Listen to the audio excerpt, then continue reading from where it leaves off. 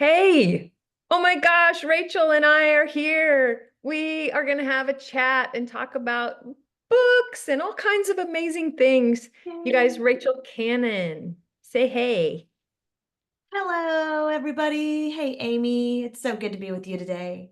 I am so glad that we are taking some time to catch up. We did this several months ago, and we are just kind of saying it's time again to come back. Yay. And you guys, so I'm Amy Hauser. If I haven't met you, I love to talk to people. I love to talk about their journey just through life and where they've been, where they are, where they see themselves going. And then we're doing that from a place of union. We're doing that in our place of oneness with the Creator. And so Rachel and I know each other really first from the Mere Word Bible study, which is incredible. And she is now, literally since I've known her, she published the Woman of the Well story many years ago, but since it just less than 2 years, this incredible woman has published The Year I Learned to Fly, Lambs and Lilies, and a two-part book, two-volume book of The Heart of the Lily. You guys, these are available on Amazon. And if you get to meet Rachel in person, she usually has some with her. And I just want to talk to her and hear a little bit today about this journey of writing and all kinds of things. So tell us whatever you want to tell us, and then we'll just get in and chat for a while. Well, thank you so much for doing this, Amy. I think you are amazing, and I'm so glad that we're friends. Yes. I love the Mirror Word Bible study. I do. It's actually changed my life, and it's brought a lot of amazing people into my life who, they're just so yummy. So yummy. Like these people are addicted to love, seriously, love without judgment. And I feel like every time we come together, something powerful happens and you really get to be yourself. I mean, honestly, that's really what happens when you feel super duper loved. You get to be yourself, and it's so amazing because we're wonderful. We are wonderful human beings with so many gifts and so many, I don't know, just amazing things about us. I know, right? And here's the funny thing. When we jump in first to the Mirror Word, or the first time you read the Mirror Word by Francois du Toit, it your heart is magnetized to this translation or this paraphrase.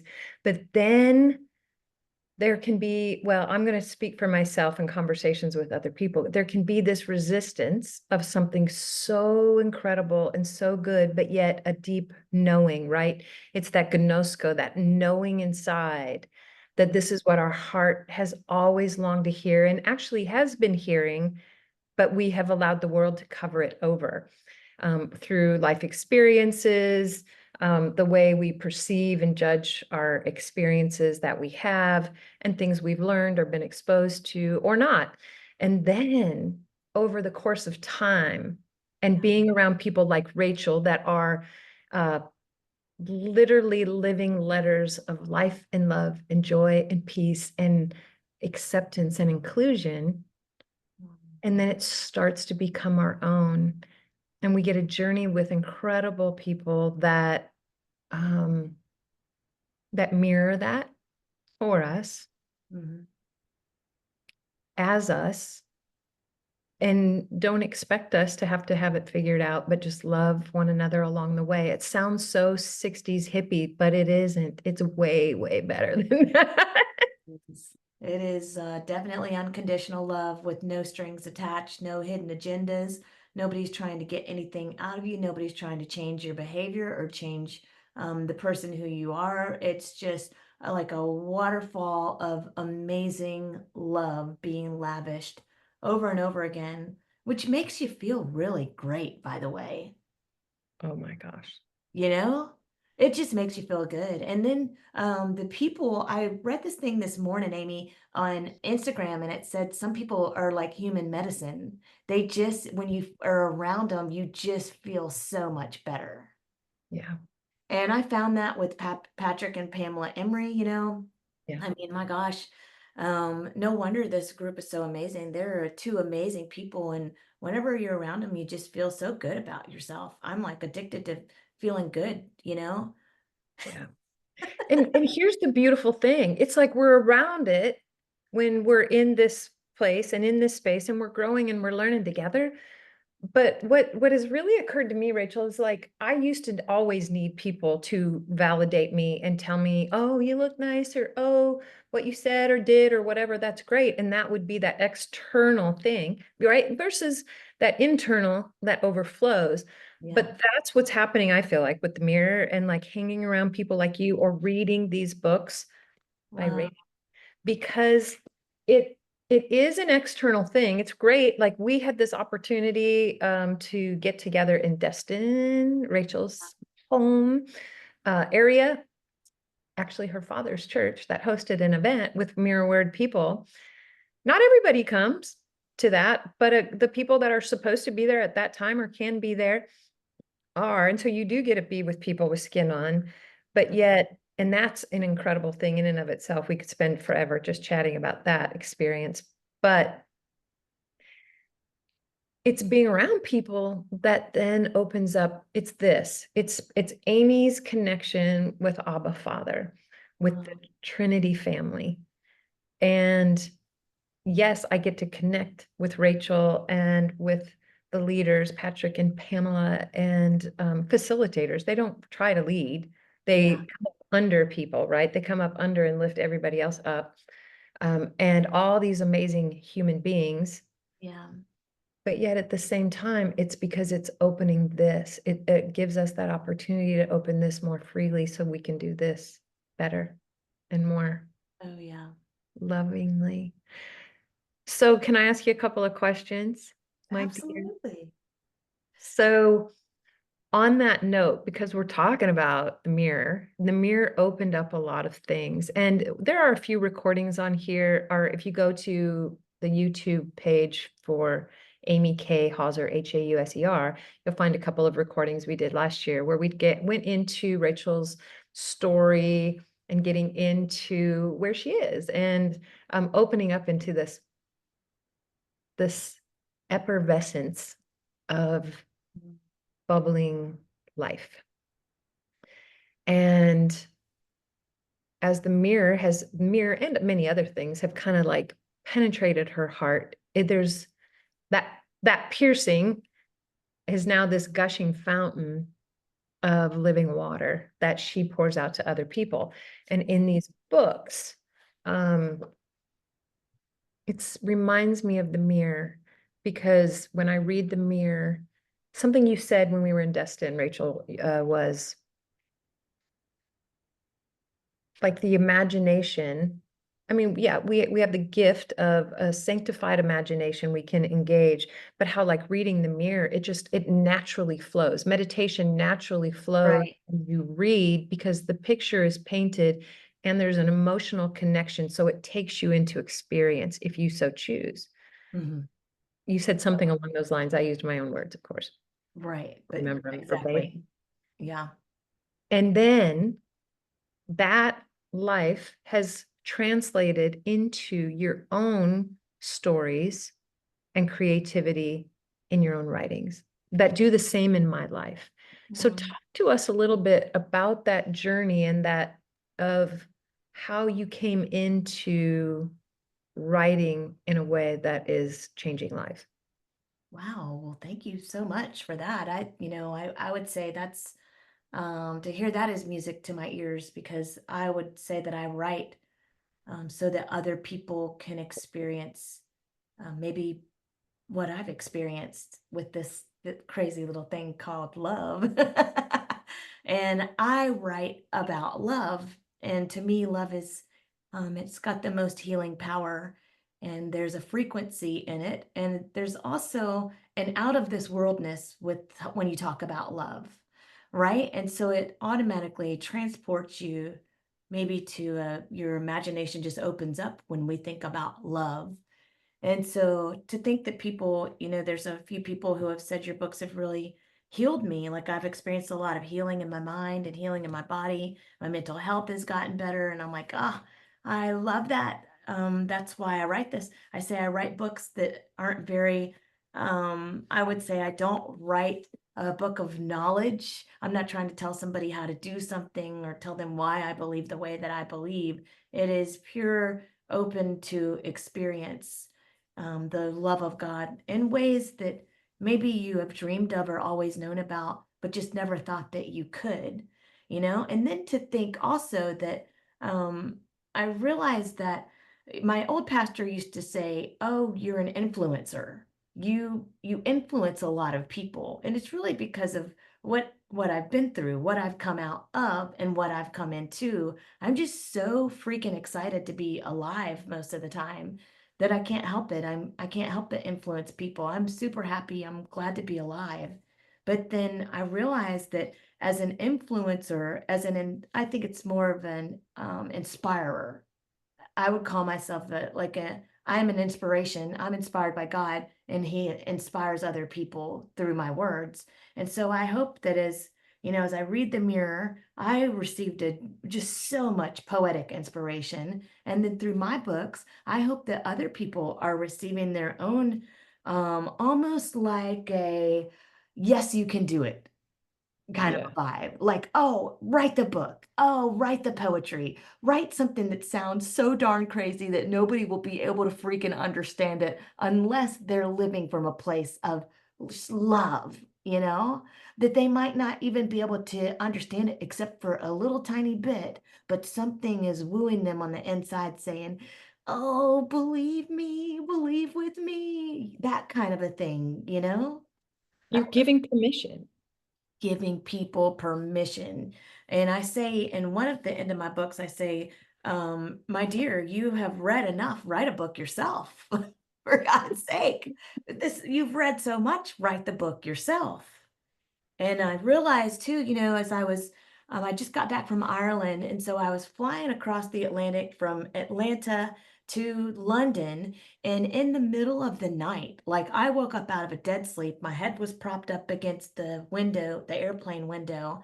And I woke up out of a dead sleep and I knew that I had crossed some kind of a line. And Wow. I was filled with a deluge of inspiration. And the inspiration, it looked like this to me. I saw love in 8 billion different expressions, and each person carried their own articulate expression of what love looked like. And so if we could just figure out how to talk to people in love language, then they could explain to us, "Oh, look at this side of love. Look at this. Look at the way that I see love." And imagine the frequency and the energy of love. This will change the whole world. It is the energy source that we are looking for through solar panel, through wind turbines, through oil and gas, and that it resides in the human being. And we get to unleash that by mirroring Yeah. through their own unique facet of that diamond. Yeah. We were talking about earlier, Rachel, Yeah. um the amount of creativity that we're seeing, whether it's through social media, whether it's through conversation, like that's being unleashed on the earth. It's like, and you have hopped into that stream, and people are doing it whether they realize who their source is or not. Yeah. Like if you see some of these reels and people are like, I literally was scrolling through something this morning and this man, had a flower in his mouth and a hummingbird's drinking from the flower from his mouth, and two other hummers are just sitting on the top of his hat bill. Oh, And he's just looking like life is awesome. And that's what he wrote. Like yeah. life is so beautiful Wow. when we find that peace and we attract Yeah. what was always ours to experience, because there's something we're carrying of him. So Yeah. tell us a bit about how that in this time Yeah. has happened for you with that love that you knew was in there for words. Yeah. Well, part of it I feel like was coming out of the rat race. And for me, because my job was in a church or in ministry, like the past, I don't know, maybe 9 years, for me coming out of like the rat race of religion, trying to climb the beanstalk, so to speak, to eat the golden egg and find the golden goose. Get it Once I stopped climbing the beanstalk, I did eat the golden egg, and the golden goose really likes me. But that good. once I stopped, climbing the beanstalk, I was able to get out and gosh, just learning how to live in the present. To Mhm. me, learning how to live in the present and enjoying this one moment right here where I have your undivided attention and you have mine. Yeah. Man, what a life. And to be able to enjoy people like this in the moment, to sit there and think, oh my gosh, Amy, you're so beautiful. Everything about you is, look at you glowing right now. Your eyes are so beautiful. Just to be able to enjoy the whole moment of everything. I just feel like it really opened up a well inside of me where I was able to write. I realized that I guess religion had kind of held me captive in a way because I could not enjoy the moment. I was always looking to the future or the next thing or trying to be somebody. And so, in being able to enjoy the moment and everything in the moment has really opened up my writing. Wow. That's Was the love for writing there all along, or is this a new well where Abba says, "This is how I capture the present moment for you with me"? Yeah, I love to write all along. I love to read all along. I remember trying to write my first book when I was about 12 years old. I remember I always had a book. I was a book nerd in the corner, trying to read. And then my family, I don't know, I mean, I guess they want you to get out and do other things. So my reading just kind of went off to the side. My first major in college was an English major. And Okay. so I loved words. I've always loved words. I've always loved the transport of a good word. I love how a word can be multidimensional, bilocational, take you out of your mind, really, and put you in another place. So for me, the books were more of an escape when I was younger. And then when I came out of religion, I used the books again as more of an escape. I was like, my heart is in pain. I'm in a little bit of confusion right now. I don't know what's going on. And so I jumped into like the fantasy of Patricia McKillop or Ursula Guin, or I just jumped into some of these fantasy books that there's so much lyrical prose, but they're like the princess gets rescued by, from the dragon by a prince. There's that kind of a high British fantasy. And sometimes there might be magic in it. I love talking flowers and maybe a unicorn to come whisk me off away every once in a while. Of course. But So, that creative imagination is there by the creator, right? Like he yeah, gave us that to, I believe, take us into little tastes of what is true reality. right. Oh, Versus, yeah. and so you have done that Yeah. and experienced that, and then are now sharing it. I'm Really, sure. If I can't tell you how much I love words, like the multi-dimensional words, the many layers, the multiple meanings of words. So I wrote something yesterday, just like a little quote or a couple um sentences, and it was from my airplane window. The view was from my airplane window. Usually I'll take some quotes and put them with a picture just to kind of, I don't know, maybe make it even more transportational or make your mm, imagination soar even more. And so I said, this is the view from my airplane window. I have flying feet, see, read, and see. I have rhyming feet, tweet, tweet, tweet. But to understand that in the multi meaning of words, feet are actual lines in poetry. Right. You know what I'm saying? Like they say, oh, that was you have rhyming feet. Your lines are rhyming at the end, you know? And so for me, when I was saying I have flying feet, I meant these words are flying. These words Yes. are in the Living wind. letters. Yeah. Living letters. So Fine. I always, you know, try, I don't know if I do it on purpose or not, but they somehow come out multi-layered in meaning to take you where you would like to go if you can go there. If you can pause for a moment, and sometimes for me, I have to reread the line. I because I'm like, I Oh, could go it so speaks many to you. places. I could go so many places right there. That's like, so he's given to you as you're given to others. And that's what he does, is the multi-dimension facet of our Abba is like, when you do this, you get this, Yeah. Yep. and then you experience me. Like, it's crazy. It's so beautiful. And it's gospel language. Okay. So here's what I told the ladies in jail the other day. So to me, this is gospel language because I said, look, geographically, as Francois says, you know, and I think in Philippians or maybe Colossians, Paul's writing to the people in Colossians, and Paul says, geographically, he's in Yeah. jail. And he says, Right. geographically, I'm in jail. I'm in Colossae, but truly I am enclosed in Christ. Mhm. And so I tell the ladies, are you here right now? I knock on their desk, I touch them, and I say, I can see you. Can you see me? Because geographically, there is a truth to this realm. We are here right now. You are in jail, but there is also a greater truth. You are enclosed in Christ Jesus right this moment. Which one do you want to live from right now? Where would you like to be? Because it's almost a choice. Do you see what I'm saying?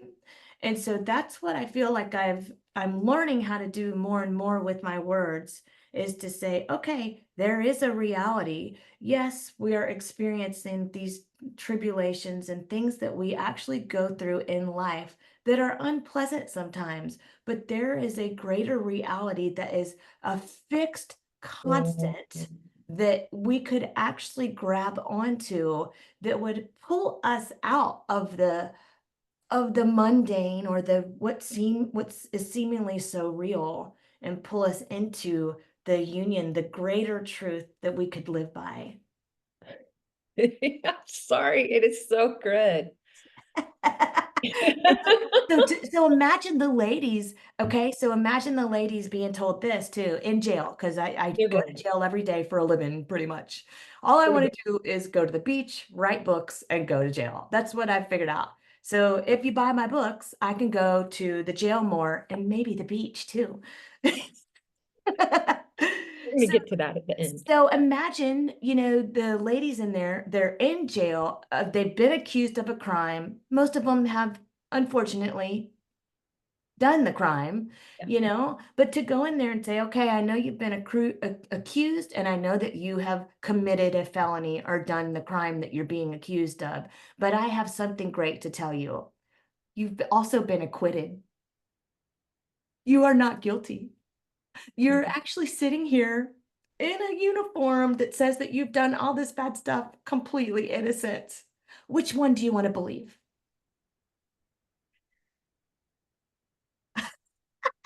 And the only way, Rachel, that people are willing to take the risk, like you're taking that risk, is you have experienced the acquittal. Yeah. You've walked in that acquittal and go, it's here. You just can't see it. Like we are literally, everything you're saying is like, I'm like, this people, we're stepping up, you guys. We're all invited to step up and step into the reality of teaching others, Wow. training for reigning. Yeah. And we're just like, it's like introductory, like you think of NASA and the astronauts and the first, like they got to take little hits of antioxygen, like I don't even know what it is, but you know what I mean, where you got to get used to being in those deprivation tanks, Oh, yeah. which it's actually the opposite of that for us though. Here, take a hit of this high. Right. You can only handle a little. And Yeah. tell you about it because it doesn't seem real. Right. The more we give people those permission slips that you're talking about Yeah. Yeah. that say, you And- guys, this is our reality. yeah. And like Patrick continues to tell us on the Mirror Bible Study, I'm just going to simply agree with God.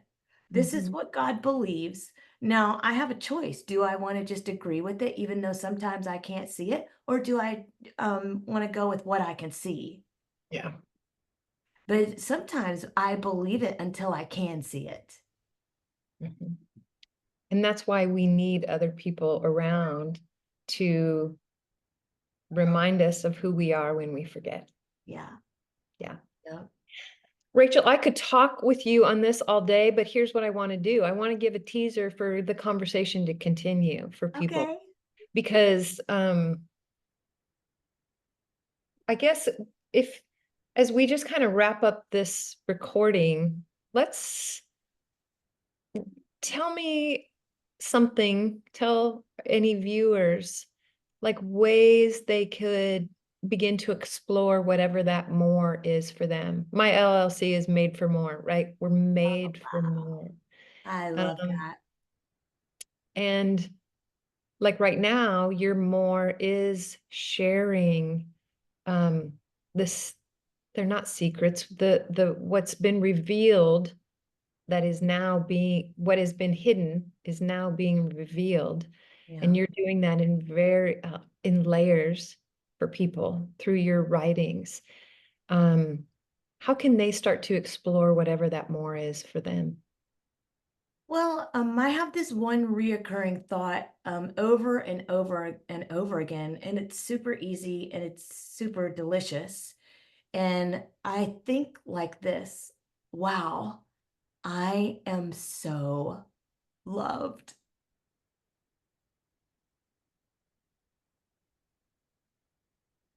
Just starting That's it. with that. That's it. We overcomplicate and overthink everything. It would do you a great benefit to overthink how loved you are. I will speak from experience how great it is and how like everybody's experiences are different, right? Like Yeah. mine has been very slow. I feel like slow.